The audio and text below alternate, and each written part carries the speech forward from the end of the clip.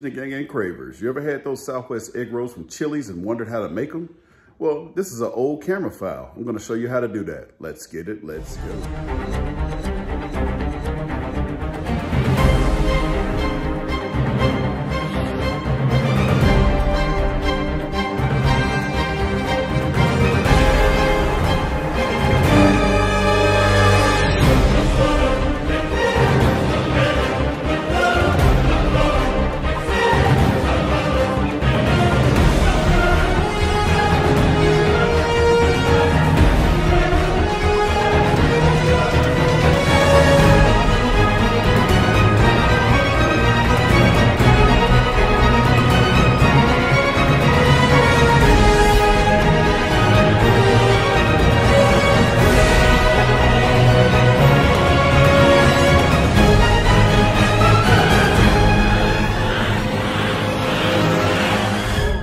First up to bat are the co-stars of the show, some egg roll wrappers.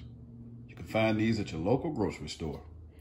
So what you're gonna need, it's gonna be a lot. So if you're still a craver and you hadn't become part of the seasoning gang yet, you need to step your game up just a little bit. All right, you're gonna need a little salt, pepper, corn, sweet corn preferably, black beans, 1 egg in this bowl, and you're gonna make an egg wash with some water with that 1 egg and some water. Some spinach, baby spinach preferably, green onion, red bell pepper, 2 jalapenos, chili powder, garlic powder, cumin powder, some canola oil, Monterey Jack cheese, or you get jalapeno cheese, whichever one you like. And I like adding a little bit of mild cheddar to mine. Usually in the restaurant, they just come with the Monterey Jack, but I like adding both cheeses in mine. It makes it taste better. So get that ugly pot out again that you do the frying in because your wife won't let you use the good one to do frying. And let's get it. Cravers, I bought these delicious chicken breasts that I showed you in my chicken taco to go video that was right before this one. I'm gonna dice up some of these really fine, small pieces. You can get some rotisserie chicken too if you want to put in yours, but I'm just adding a twist in mine. I wanna put a little bit of chicken in my Southwest egg roll. So you don't have to do this if you're vegetarian, but if you're a meatitarian, yeah, that's my word. Then go ahead and put that in there. All right, crew. First thing I'm doing is dicing up this chicken. This is 1 chicken breast, and I'm dicing it up really fine. If you don't invest in anything else, invest in you a really nice sharp knife. This is one of those Pioneer Woman knives. I still got chicken on there, but I'll show you. I caught this thing on sale for $7 at Walmart, and they're usually like 20 bucks. It's a Shikara knife. So, you know, take that little extra $7 that you may spend going to a restaurant or something and invest in your kitchen. All right, same cutting board. Everything's gonna go inside the same plate. I already washed these jalapenos off, so now let's get those diced up. When you get finished dicing your jalapenos, they should be small like that. Next, you're gonna chop off some of your green onion and get that diced up. All right, diced green onion. You don't want to chop it up too small, it'll turn into water. All right, 1 red bell pepper. All right, bell pepper chopped small. Next is your baby spinach.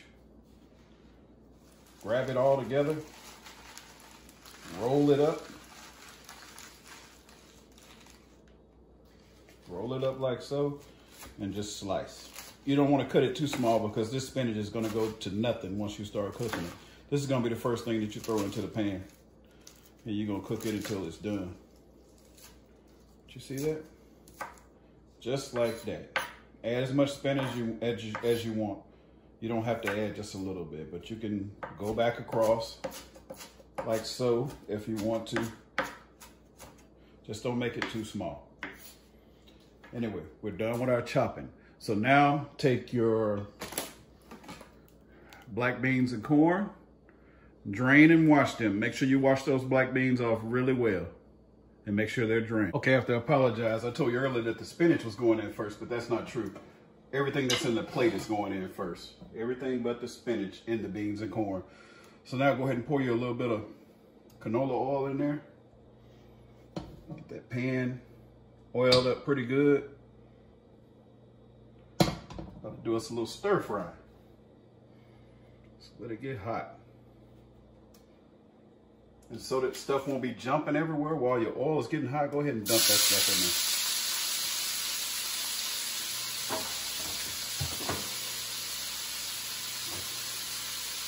So at this time, go ahead and dump you about a teaspoon of cumin in there. Teaspoon of garlic.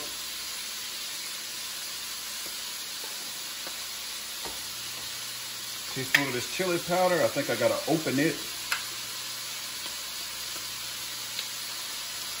About a teaspoon of chili powder. There you go. Some black pepper.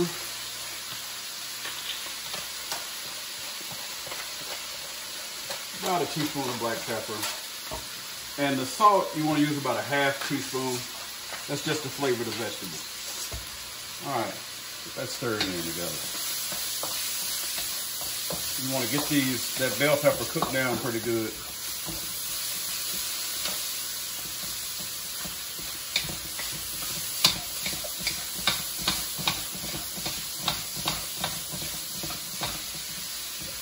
Break everything back down.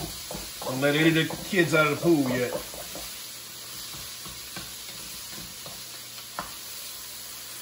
It's a big piece of bell pepper that I missed. Let's get that out of there. Throw it to the side.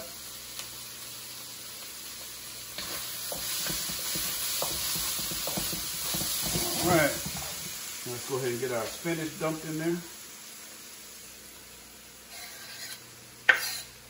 Smelling lovely over here, guys. Get everything off that knife. Teach you guys how to work this knife and cutting board pretty soon, those that don't know. All right, get that spinach stirred in. Spinach is gonna start making water. So now, before everything starts sticking, go ahead and drop your corn in there. Remember, you should have washed and drained that earlier. Just drop it in there. It's a quick process whenever you're using this wok, because that oil goes away quick.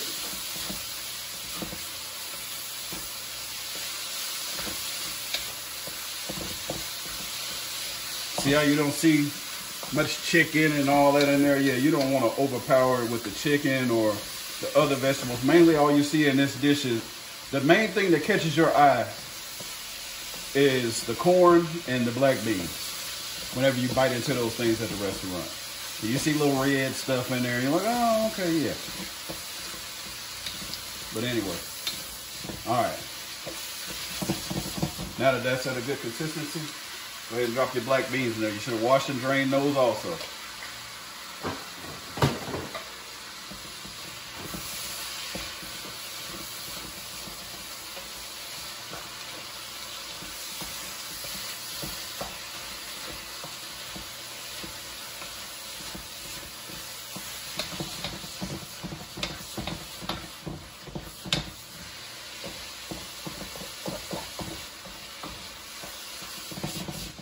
All right, you're gonna let that pretty much dry out to where there's no water left in the skillet.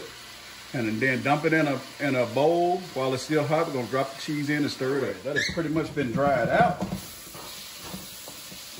Once it starts trying to stick to the bottom of the wok, you know that there's no longer condensation in there. Drop that stuff in a big bowl. Maybe that bowl's a little too big. If you got stuff stuck in the bottom of your wok because it hasn't been seasoned well yet, then put a little water in there and sit it back on the stove. Let it boil for a minute and everything will come out of there. All right, now, while that's still hot, you're gonna pretty much take the majority of this small bag of Monterey Jack cheese. I don't know if we're gonna dump it all or not. Let's see. Yeah, we're gonna dump all of that in there. It's been a while since I made these, so we're making them together today. Get all that mixed in.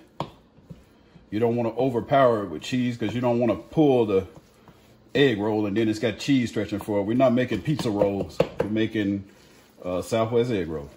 Got all mixed in. And now you can see how cheesy that already is. You don't want it any more cheesier than that, so you're just gonna drop a little bit of your cheddar in there just for flavor. Both of the flavors together, it's amazing. So you're gonna drop probably about that much. You see how much I got in my hand? About a half of a cup in there. All right, to make your egg wash, you're simply gonna beat this egg and put some water in there with it and beat it up some more. Look like exactly what it is, a watered down egg and the egg wash. This time, go ahead and open your egg roll wrappers. Pull them out and set them down on top of the pack. All right, take one egg roll wrapper, lay it down the rhombus shape, diamond shape, whatever you want to call it.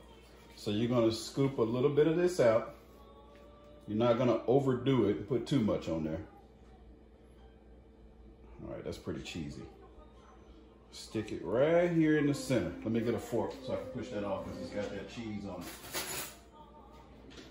it. All right. Need some reinforcement, guys. All right. You're gonna take your egg wash. First, you can form that on there however you want to.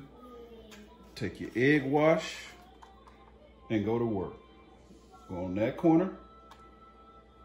Go on that corner. And sometimes I like to hit down here.